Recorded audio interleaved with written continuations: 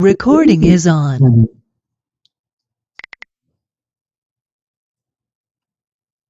Boa tarde. Boa tarde, pessoal. Boa tarde. Todos estão ouvindo aí? Dá para ver todos? Boa tarde, sim. A mim, ok. Estamos aqui na Que tá ok também. Contabilidade Catolé. Eu, Daniel, Fátima e Luana. E saúdo a todos, na pessoa de doutora Rafaela, que é nossa parceira do escritório Érico Macedo. E hoje nós convidamos a todos para tratar especificamente, diante de tantas alterações de cenários desafiadores, falarmos sobre a majoração, ou melhor dizendo, o adicional estabelecido para 2026 para as empresas do lucro presumido que faturem acima de 5 milhões. Esse assunto ele reflete, né, no planejamento tributário, porque as empresas que estão no lucro presumido, logicamente, encontram ali o melhor resultado, a melhor carga. E agora, com esse adicional, vão ter que reconsiderar isso, né, no planejamento para 2026, se permanece no lucro presumido e se permanece, o que fazer para se proteger desse acréscimo que está sendo criado. Então, dentro do prazo, já que nós estamos encerrando o primeiro trimestre, teremos que recolher já a partir de 30 de abril, nós provocamos esse momento para debater aqui com a doutora Rafaela, que é uma especialista no assunto, e passo a palavra para ela conduzir agora a nossa reunião. Boa tarde a todos. Primeiramente, eu quero agradecer a Bento e toda a equipe da Ação Contabilidade, né, pela oportunidade de criar esse momento que é benéfico para todos, para os contribuintes, para o pessoal da parte fiscal, para nós, advogados. E essa sinergia é muito importante para que a gente consiga definir estratégias de atuação nesse cenário de modificações legislativas e tributárias que ocorrem a todo momento. E aí, embora a gente esteja com um escopo aqui, né, de falar das mudanças relacionadas, né, à nova tributação do lucro presumido, implementada pela Lei 224 de 2025, a primeira mensagem que eu gostaria de deixar para vocês aqui hoje, nessa nossa conversa, é que essa modificação ela não é pontual, né? Ela parte é um ponto de diversas outras modificações que estão acontecendo e que impactam diretamente as empresas que estão sob o regime do lucro presumido. Então, a gente tem a Lei 224 de 2025, nós tivemos também a tributação dos dividendos, né, no final do ano passado. A partir de 2027, nós temos a transição da reforma tributária com a extinção da CBS, do PIS/COFINS e implementação da CBS em um regime completamente diferente ao qual vocês estão habituados, né? Um regime que deixa de ser cumulativo para ser não cumulativo. Então, assim, é um momento de sentar, refletir, conversar, fazer conta e se preparar para o que está vindo daqui para adiante. Então, nosso papel hoje é esclarecer alguns pontos relativos à Lei 224 de 25, mas mais do que isso, criar um senso de urgência, né, no empresariado, que é preciso sim agir, discutir judicialmente, refazer planejamento tributário estratégico, criar operações societárias legais, legítimas, que permitam, ao mesmo tempo, afastar essa tributação de alguma maneira. Enfim, é hora de refletir e é hora de ter essa sinergia realmente da contabilidade, dos advogados, dos empresários que mais do que qualquer pessoa entendem do negócio de vocês, para que a gente consiga definir estratégias. E aqui eu vou pedir licença para compartilhar um material na tela que eu preparei para o encontro de hoje. Eu pretendo, assim, ser o mais Não quero falar juridiquês, quero realmente ser prática na avaliação dessa questão com vocês, mas já deixo à vontade todos vocês que quiserem me interromper, que quiserem fazer perguntas, fiquem à vontade, certo? A ideia que eu acredito aqui é que haja uma conversa mesmo, uma troca de experiências, de estratégias com todos aqui presentes. Então, o nosso tema, eu não sei se vocês já estão vendo aqui a tela, já tá. Tá, né? Ok. O nosso tema, né, são as... Tá escutando? Sim. Sim, né? Nosso tema, né, são as mudanças na tributação do lucro presumido com a Lei Complementar número 224 de 2025. Então, o que foi que essa lei trouxe, né? Essa lei disse, olha, a gente vai diminuir todos os benefícios fiscais existentes. E aí, quando ela disse isso, ela simplesmente elencou vários suportes de benefícios que deveriam ser alvo dessa diminuição, e dentre elas ela colocou o lucro presumido, né? Então, ela entendeu essa modificação legislativa que o lucro presumido seria não uma sistemática de apuração do imposto de renda da CSLL, mas que ela seria equiparada a um benefício fiscal como qualquer outro, né? E aí, por esse enquadramento, ele prevê que as empresas submetidas ao lucro presumido deveriam absorver uma oneração de 10% no percentual de presunção. E aí, essa reflexão é que esse impacto ele não ocorre isoladamente. Por quê? Muitas vezes a gente faz a conta aí do aumento do presumido e pensa, eita, 50 mil anual eu consigo sustentar, ou não é tão gritante para eu tomar alguma medida. Mas essa questão, eu reforço, ela não é isolada. Ela vem em conjunto com a tributação de dividendos, com a reforma tributária que vai onerar a maioria dos setores, e que, justamente por isso, exige um planejamento estratégico considerando todos esses fatores, né, e não só as modificações introduzidas pela Lei Complementar número 224 de 2025. E aí, o que ela traz para a gente, né? É que muitas vezes o lucro presumido era visto como uma opção confortável, né, para aquelas empresas que não fazia mais sentido estarem no Simples Nacional, mas que de imediato também não fazia sentido estar no lucro real. Então, era uma conta, de certo modo, simples, que fazia sentido para muitas empresas, né, para a maioria das empresas, e que, ao mesmo tempo, trazia o conforto de não ser uma sistemática complicada em termos de apuração. Eu tinha uma presunção da base de cálculo tributada, e sobre ela incidiam as alíquotas de imposto de renda e CSLL, e ponto final, e ficava por ali. Isso não é mais possível. A gente tem que sair do automático e rever a própria apuração, o regime do lucro presumido, que não é mais esse conforto que a gente sempre teve como algo ali intermediário para as empresas que queriam ser que não precisavam de um planejamento estratégico mais apurado. Bem, essa lei, como eu disse, ela aplica um percentual de 10% sobre a base presumida.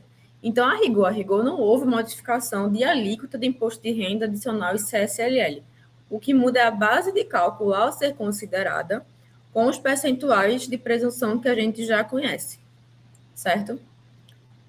E aí, o que muda, né? Não são 10 pontos percentuais, né? É um aumento de 10% sobre a presunção existente.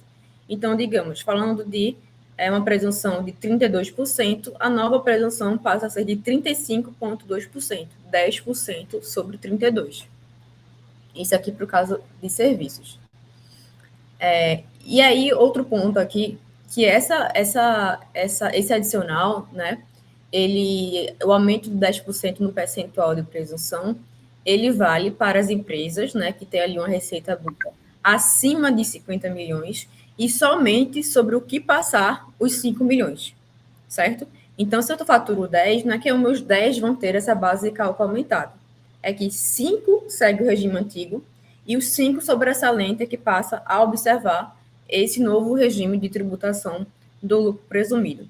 Logo quando saiu a lei, havia ali uma dúvida se essa avaliação seria anual, se, por exemplo, eu apuraria 2 milhões no primeiro trimestre, 2 milhões no segundo trimestre, só quando eu chegasse no terceiro trimestre e ultrapassasse que eu sofreria um aumento, né?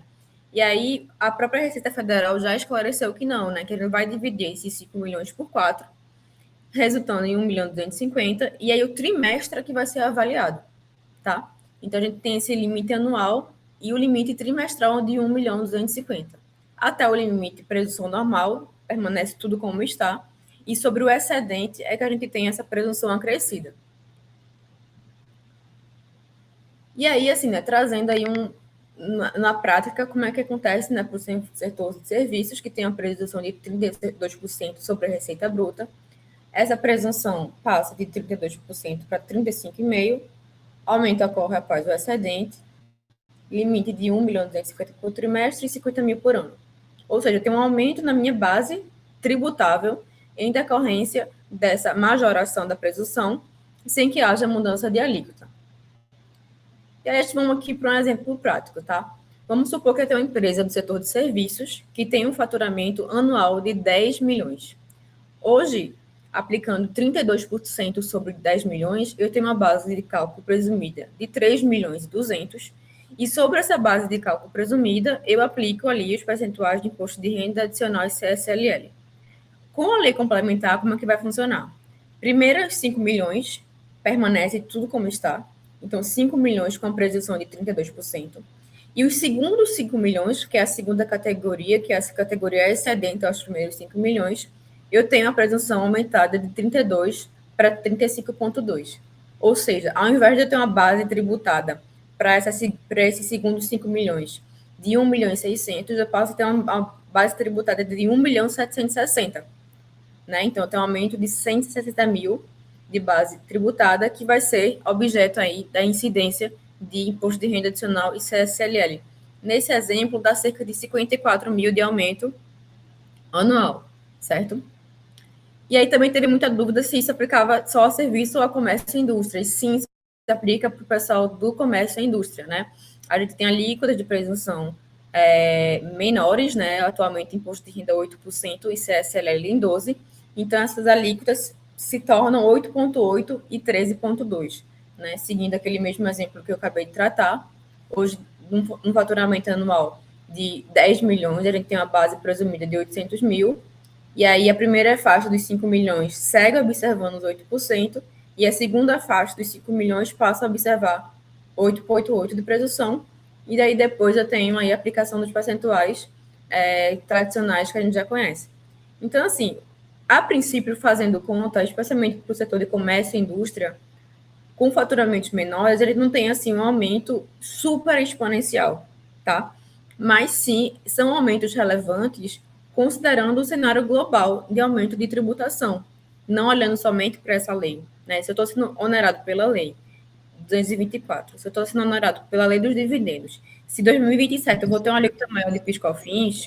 Olá, boa tarde. Boa tarde. Opa, gente. Beleza, só para testar se você estava ouvindo a gente. E aí, como é que vai funcionar essa apuração, né? Como eu estava dizendo, a Receita Federal esclareceu que a apuração vai ser trimestral, e esse limite aplicado seria de 1.250.000 por trimestre, certo? Uma dúvida que a gente tem e que a Receita Federal não esclareceu é que se eu não alcanço esse teto num trimestre, mas ultrapasso muito, somente em um trimestre, mas não o suficiente para chegar nos 5 milhões no final do ano, se esse recolhimento é maior que eu fizer em decorrência desse cálculo por trimestre, ensejaria ali uma possibilidade de recuperação dos valores. E aí, embora a lei leve a crer, tá, por uma menção que ela fala de possibilidade de ajuste e compensação, que isso seria possível, o Perguntas e Respostas ainda não esclareceu isso, tá? E se eventualmente vier uma negativa da Receita Federal a esse respeito, eu entendo que é uma boa tese para a gente ir atrás e buscar aqui para as empresas que, considerando o exercício, não superam os 5 milhões, mas que, por uma coisa ou outra, em um trimestre, ultrapassaram 1.250.000, ela não deveria se submeter a esse aumento da presunção do lucro presumido. Mas ainda é um cenário incerto, tá? E aí, um ponto também importante para trazer é que, como essa lei foi no final do ano passado, a gente tem ali uma diferença de segurança jurídica quando a gente fala de imposto e quando a gente fala de contribuição. Imposto de renda é um imposto e a contribuição sobre o lucro líquido é uma contribuição. E aí, por força de disposições constitucionais, elas têm regras diferentes de quando elas podem passar a vigorar depois de aumento. Então, para o imposto de renda, ela já pode ser considerada para o primeiro trimestre de 2026. Né? Vocês estão fechando o primeiro trimestre agora, vão pagar o primeiro trimestre, somente vai haver adicional de presunção para imposto de renda de pessoa jurídica. Somente a partir do segundo trimestre é que as empresas vão ser submetidas ao aumento também para a CSLL, porque para a CSLL é garantido o que a gente chama de noventena, né, que são 90 dias de proteção, para que o contribuinte, somente depois desse prazo, seja majorado no tributo. Então, esse impacto da CSLL ele vai ser transferido somente para o segundo trimestre. E aí, quais são os principais riscos, né?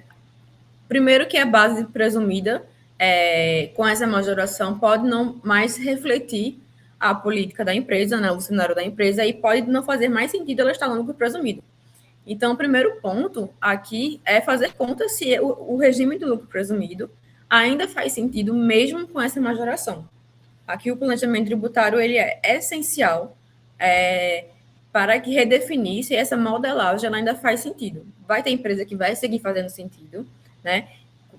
Uma empresa que tem uma margem muito alta e que a margem de presunção ainda assim fica menor, e para empresas que vai superar e que aí já vai ter que fazer ali alguma reorganização para sair do lucro presumido e fazer conta aí para o lucro real. Naturalmente, pagar mais tributo afeta o fluxo de caixa de qualquer empresa. Então, a gente precisa estar preparado para isso, né? Já é algo latente, agora 30 de março já vai ter o fechamento do trimestre para a tributação do imposto de renda.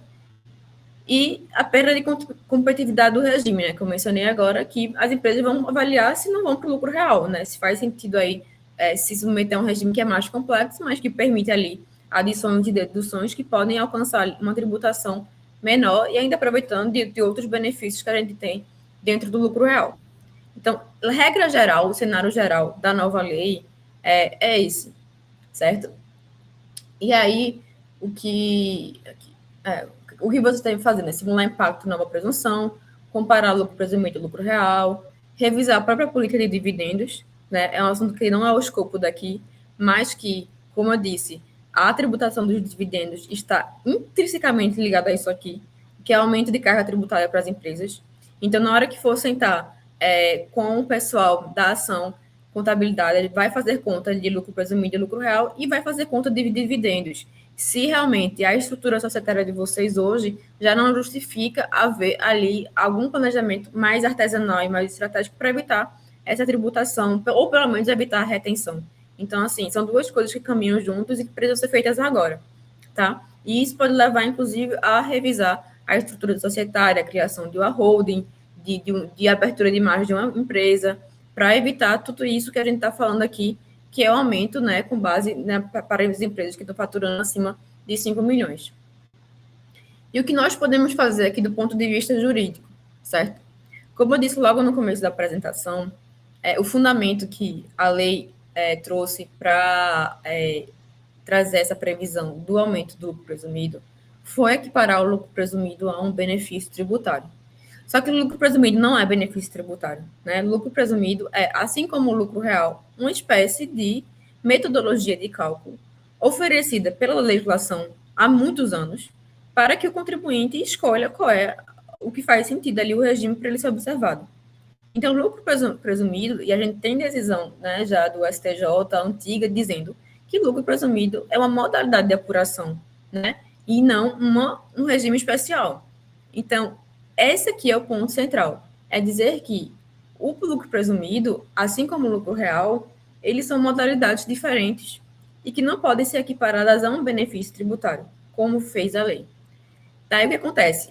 Houve, né, uma corrida, está havendo uma corrida de judicialização, né, as empresas estão entrando com ações, discutindo a implementação desse novo regramento, justamente partindo da consideração que ela não deve ser equiparada a um regime tributário de beneficiamento. E há decisões, né, ainda decisões liminares de tribunal, já acolhendo esse argumento do contribuinte. Pelo teor político e das dimensões financeiras que esse tipo de assunto leva, isso certamente vai ser decidido pelo STJ agora, próximo ano no máximo, tá? Porque a gente sabe, né, que hoje em dia tese discutida no judiciário, ela sempre é avaliada no final das contas ali pelo STJ ou pelo STF. Pela natureza da matéria, isso está mais inclinado a ser julgado pelo STJ, certo? E o que acontece? Vocês podem me dizer, eu prefiro aguardar o STJ decidir, e aí, se der tudo certo, eu vou pedir a recuperação dos valores que eu eventualmente tenha pago a maior. Só que uma questão que os tribunais têm feito justamente para mitigar o impacto financeiro das perdas da União no judiciário é a modulação dos efeitos. Então, tem sido recorrente que os tribunais superiores digam assim, olha, só quem entrou com a ação até tal data é que vai aproveitar desse benefício. Ou então, só quem não pagou até tal data está perdoado, mesmo que a tese seja derrotada. E é por isso que, infelizmente, isso acaba estimulando um excesso de judicialização, mas tem sido a medida mais adequada para os contribuintes que querem se proteger e se resguardar, né, de eventual decisão ali no futuro. Então, a gente está fazendo, para as empresas que isso faz sentido, a gente está fazendo um trabalho de judicialização, entrar com ação judicial para discutir justamente essa majoração da base presumida, do lucro presumido. É ainda uma matéria que eu diria que é embrionária, e por embrionária eu quero dizer que é muito recente, então a gente tem decisão dos dois lados, né, desfavoráveis, favoráveis, mas que isso vai vir a ser decidido em breve aí pelos tribunais, e aí a gente precisa se acautelar em relação a isso e tomar medidas. Então, minha sugestão para todos vocês é fazer conta, e 2, havendo aí ainda o interesse de permanecer no lucro presumido, que a gente se utilize de estratégias como essa para se resguardar e tentar afastar esse aumento na tributação. Então, essas são as minhas considerações iniciais, tá? Reforçando aqui que a gente está no momento de se fazer uma revisão completa da estratégia fiscal das empresas, não somente por conta dessa lei, mas por tudo que a gente está vivenciando, tudo que a gente sente que vem por aí ainda. Né? A reforma tributária está na porta. Eu costumo dizer que a reforma tributária não é mais uma questão de se antecipar, é de não ficar para trás. Né? As empresas que mais conservadoras já têm feito no planejamento desde do ano passado até mesmo 2024, modulando aí cenários possíveis para se preparar para o que vem em 2027. 2027 é uma realidade. Né? A gente já tem mais 8 meses de PIS/COFINS. Esquecendo até a IRPJ, a gente só tem mais 8 meses de PIS/COFINS. Então, a gente tem que modular o cenário. Né? E aí é muito importante esse momento aqui para a gente alertar, né? Alertar os contribuintes, as empresas, os empresários, que é indispensável sentar, refletir, contar com apoio contábil e jurídico sério e olhar para frente e se preparar, porque a gente só consegue ter escolhas racionais sobre o que a gente conhece. Enquanto a gente não conhece, né, o que vem pela frente, enquanto é desconhecido, nós trabalhamos no achismo. E quem não fizer conta e for trabalhar no achismo já está saindo perdendo a partir de hoje. Tá? Então, a minha mensagem hoje é para vocês. Eu espero que eu tenha sido clara nos meus apontamentos, mas minha mensagem de hoje é realmente, eu espero que, pelo menos para uma pessoa, eu tenha conseguido transmitir esse senso de urgência e preocupação sobre tudo que já está sendo feito e que tudo que ainda vem pela frente. Obrigada.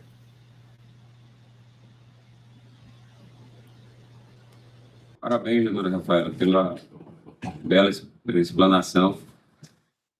Acredito que para a gente ficou claro, né?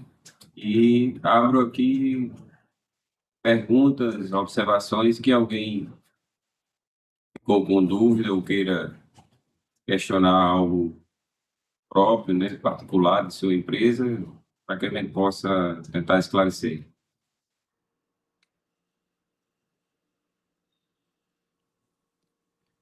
Bom, licença, Mita falando.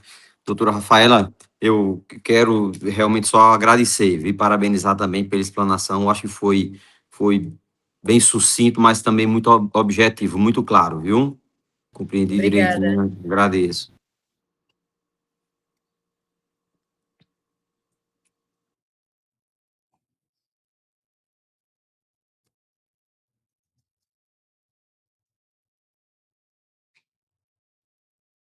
Mais alguém que quer comentar alguma coisa? A equipe aqui, Fábio, Luane, Daniel.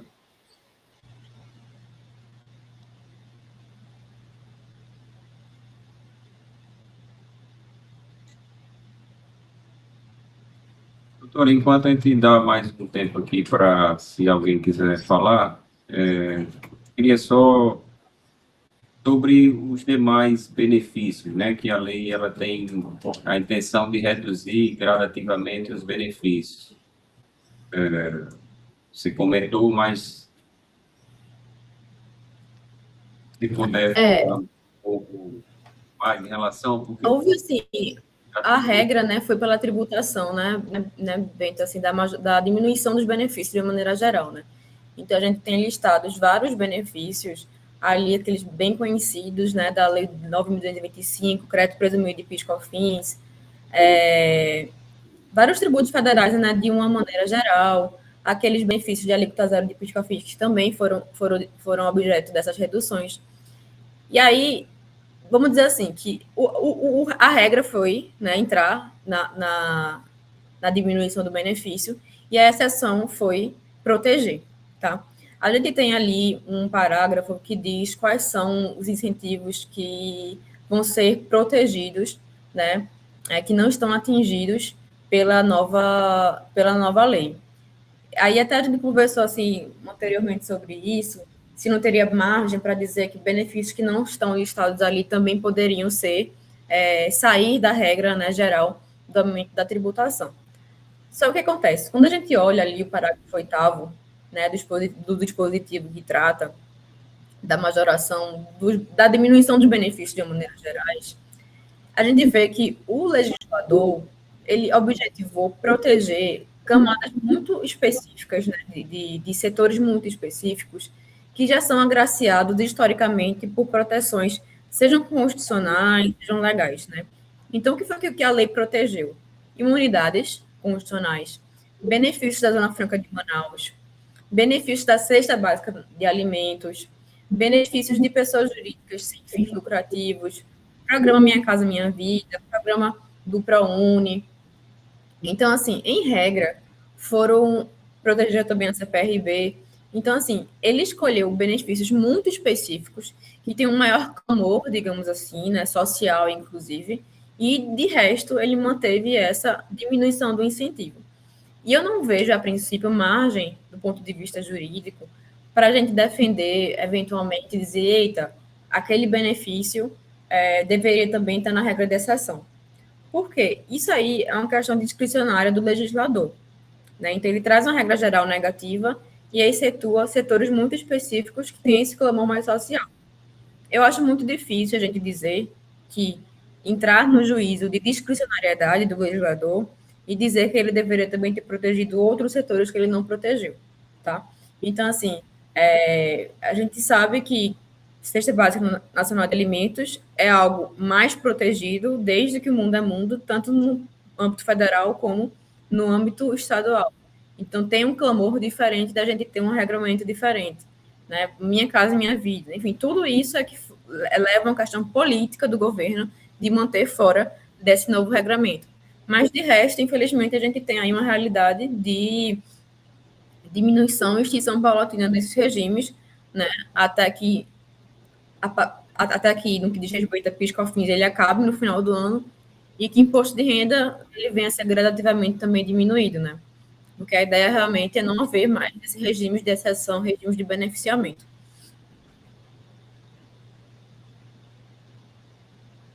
Beleza.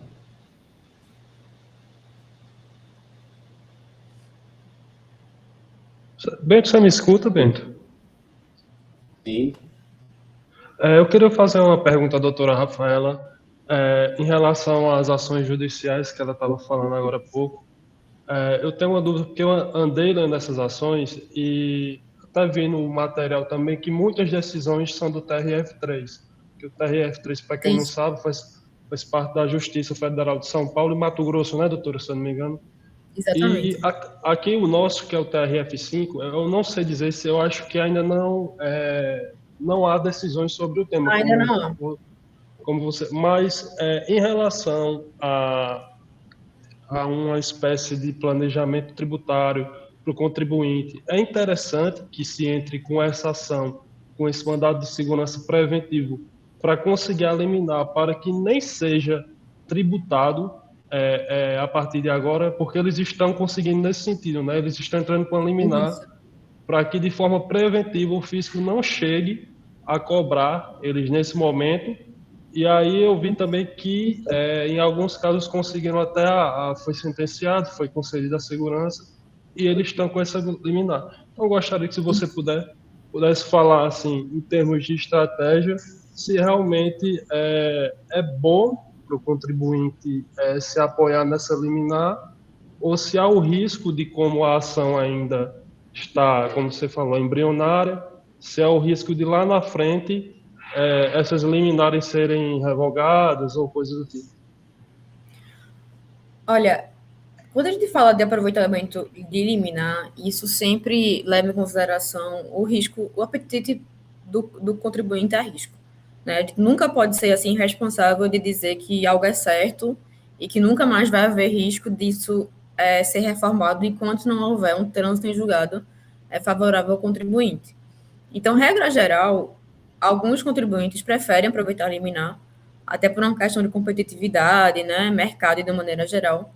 E outros preferem fazer, digamos, um caixa com aquele dinheiro, né?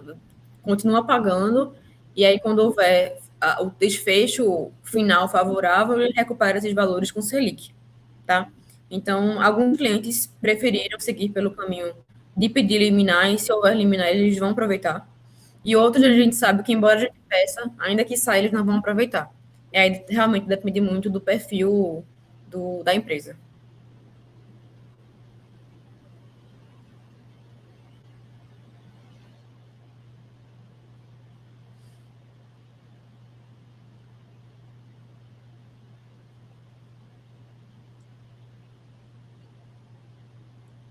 Sim, doutora, eu acredito que muito esclarecedor, né, para todos. Quem mais falou, acredito que vão buscar aí de forma individual. Eu vou compartilhar o material, Bento, com você compartilha com todos, e aí eu já me coloco à disposição aqui, quem quiser aí uma conversa mais individualizada comigo, com o Bento e a equipe, a gente se coloca à disposição, né? Isso, era isso que eu acredito que vai acontecer, né? Porque cada um quer tratar de forma individual, suas particularidades e vamos conduzindo. Agradecer novamente, doutor Rafael, e parabenizar a brilhante explanação e agradecer a todos que participaram, né, que dedicaram esse tempo valioso, mas Sim. que é importante nós estarmos presentes e preocupados com as mudanças. Um abraço e boa tarde a todos. Eu que agradeço, Bento, a equipe e a todos os presentes. Um abraço, uma boa tarde para todos.